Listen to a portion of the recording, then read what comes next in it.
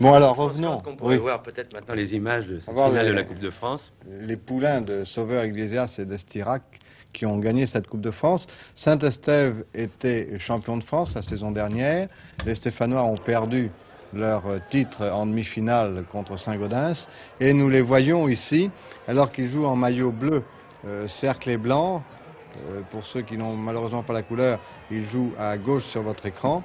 Et les joueurs de Villeneuve jouent en maillot vert avec un grand empiècement blanc. Saint-Estève, donc je vous l'ai dit, était champion de France. C'est la première fois que les Stéphanois disputent la finale de la Coupe de France. La finale qui a lieu traditionnellement au stade Gilbert Brutus à Perpignan, ce qui explique en fait que les Stéphanois étaient presque sur leur terrain. Oui. Quoique, à Perpignan, peut-être on ne me pardonnerait jamais de dire que Saint-Estève, c'est Perpignan. C'est la seule chose qu'il ne faut pas dire. C'est la seule chose qu'il ne faut pas dire. Mais on peut le dire tout de même officiellement, car il y a une grande amitié entre ces deux clubs. C'est évident. Donc, je vais vous donner la composition des deux équipes. Pour Saint-Estève, à l'arrière, Solé. En trois quarts, Lobby, Puig, Banet, Lacan. À l'ouverture, Cal.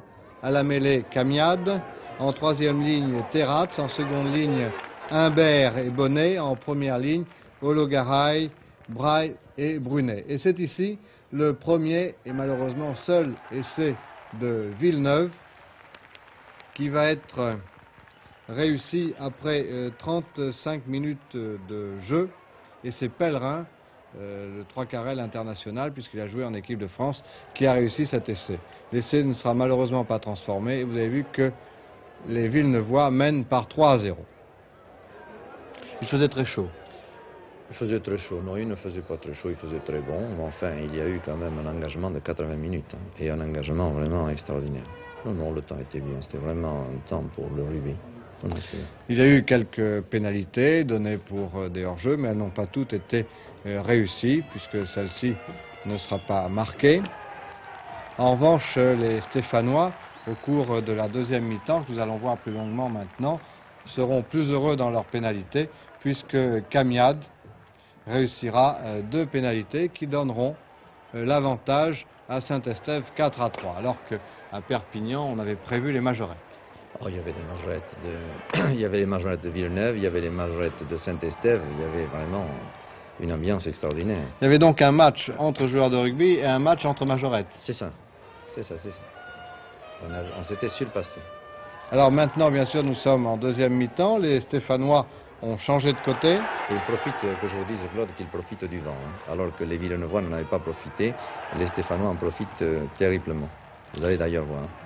Alors, on peut dire également que les deux équipes se donnent à fond, Ah oui, c'est juste. car c'est leur seule finale, étant donné que la finale du championnat, qui aura lieu dimanche prochain au Stadium de Toulouse, opposera Saint-Gaudens à Carcassonne. Donc, pas question d'une consolation, en quelque sorte. Il s'agit là de vraiment jouer pour gagner. Et l'on voit effectivement que Il n'y a pas de cadeau. l'engagement est sévère, mais correct. Correct, absolument. Match dans la tradition, viril, mais correct. Mais correct, c'est vrai.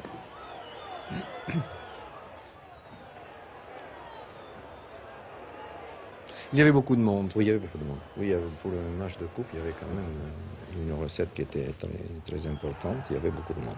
Vous voyez que Et en plus, l'engagement c'était le physique lundi, faut pas est oublier. quand même très grand. Ici Hermé, le seconde ligne de Villeneuve, qui essaye de créer une brèche, mais les piliers stéphanois et la troisième ligne, et le troisième ligne, Terratz, sont vraiment là pour étouffer dans l'œuf toutes les velléités d'attaque, y compris celle de Sabatier ici. C'était tout très rapide. Vous voyez qu'il faut vraiment attraper ces garçons aux jambes pour Oui. les empêcher de jouer. Plaquage appuyé, disons. Oh, vous savez... Non, mais dans le feu de l'action, c'est un plaquage très là, correct. On est à 60 minutes de jeu, il faut quand même le faire. En plus, évidemment, comme vous disiez si bien tout à l'heure, l'enjeu en valait la peine.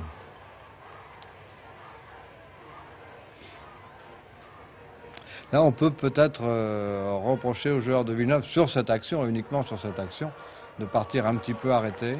Mais il faut dire que la défense stéphanoise veillait au grain. La défense stéphanoise était extraordinaire et en plus, je me demande si la condition physique n'était pas meilleure à Saint-Estève. D'ailleurs, en fin de match, on va le voir. Oui, parce que le Saint-Estève, c'est le rugby à 13. Je crois que le maire vous a dit, notre industrie, c'est l'équipe à 13. Vous étiez là d'ailleurs quand il me l'a dit. Alors, cette équipe, je crois qu'il n'y a pas de lien plus étroit entre un familier de Rives ou de Castagnic avec cette équipe. D'ailleurs, hier, tous les supporters étaient là, monsieur le maire, madame, le garde champêtre, enfin tout le monde est là, puisque le garde champêtre arrive après tout. Enfin, tout le monde était là. Je considère que Saint-Estève a 1700 habitants et sur les 1700 habitants, il ne veut pas manquer beaucoup de... Je pense que tout le monde était là, en plus les supporters des pays à côté. Alors là, vous avez vu que Villeneuve reprend l'avantage à la marque grâce à une pénalité réussie, 5-4. Mais alors les Stéphanois, là, sont déchaînés. Ah oui, là ça va vite. Ah oui.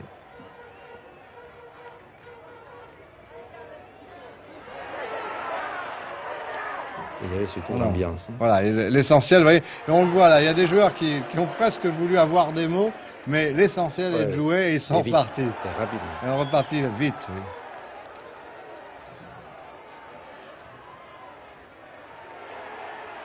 Bon, il faut se reculer, 10 mètres.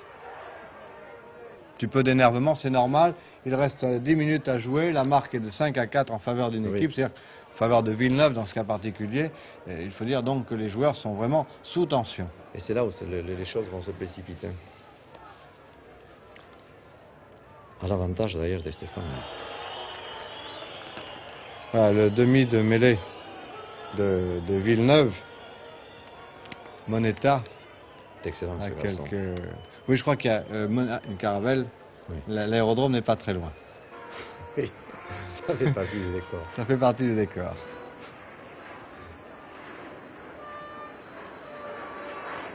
Oui, il fallait la citer, Christian, puisque nous l'entendons maintenant.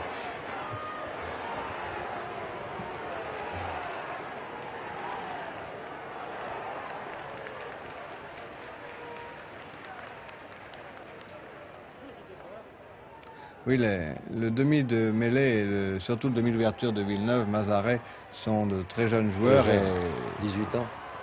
Pétri de classe. Ah, extraordinaire. Vous n'êtes pas sélectionneur, Président, mais on les verra à la Coupe du Monde peut-être. Je ne suis pas sélectionneur, mais en fait, je pense que je pourrais donner mon avis. Et je crois qu'ils seront sélectionnés pour l'équipe de France pour la Coupe du Monde. C'est deux jeunes d'ailleurs.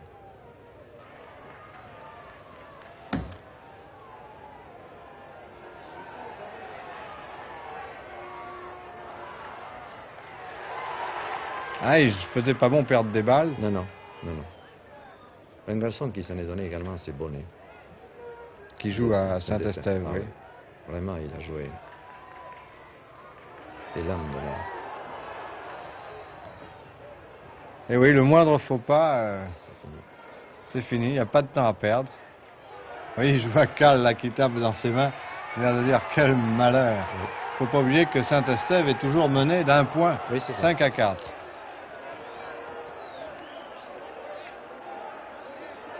Et l'éponge qui arrange. L'éponge miracle. Oui, oui. Mais alors, notre ami Estirac est presque professionnel de l'éponge, puisque c'est son métier. Oui. Et vous savez, tous les soigneurs. Et puis il est également entraîneur. C'est un cas assez rare de voir le soigneur de l'équipe, Estirac était soigneur, kinésithérapeute, soigneur de l'équipe de France. Il est devenu entraîneur de Saint-Estève. Et au bout de 2 ans, il a amené Saint-Estève au titre de champion de France. Et la 3e année, vainqueur de la Coupe. Je crois que c'est un exemple c'est un exploit. À citer. C'est un exploit. Je peux vous dire que jusqu'à la 60 ou 65e minute, rien n'était fait. Non, rien n'était fait. Les Stéphanois avaient quand même les nerfs un peu à fleur de peau. Voilà, il est évident qu'au fur et à mesure que les minutes passent, le jeu devient un petit peu plus brouillon. Ah oui, là, il ne faut pas faire ça, Mazaret. Allons. On l'a vu, c'est pas méchant. Mais effectivement, au fur et à mesure que les minutes passent, les joueurs deviennent de plus en plus nerveux. Voilà. C'est la fanfare. Ça, c'est l'essai qui va donner l'avantage à Saint-Estève, 7-5. C'est Lacan qui a marqué cet essai, évidemment, c'est quand même une grande satisfaction. J'étais à côté du président à ce moment-là, j'aime mieux vous dire. Sauveur Iglesias était ravi. Oui, je crois que, permettez-moi de dire que la langue française n'est pas assez riche pour exprimer ce qu'a ressenti Sauveur Iglesias à ce moment-là. Il est difficile, je le dis. D'ailleurs, on le verra tout à l'heure à côté de vous, en train de remettre ou de prendre cette coupe. On l'apercevra et je crois qu'il était plus qu'heureux. Il me semble reconnaître également le maire de Saint-Estève. Il y avait le maire, il y avait le ministre. Ministre Comte. Toutes les personnalités. Voilà. Toutes les personnalités présentes.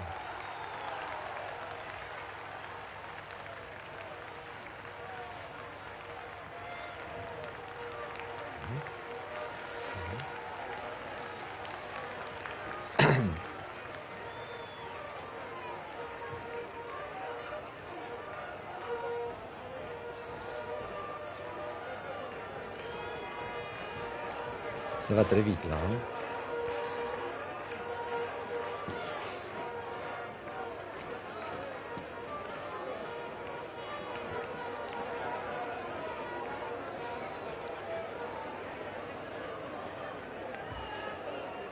Nous en sommes à combien, Claude?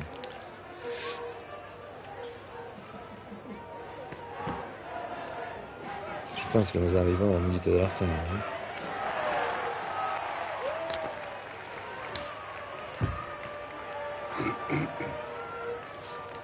On sent que le dénouement est proche. C'est sûr.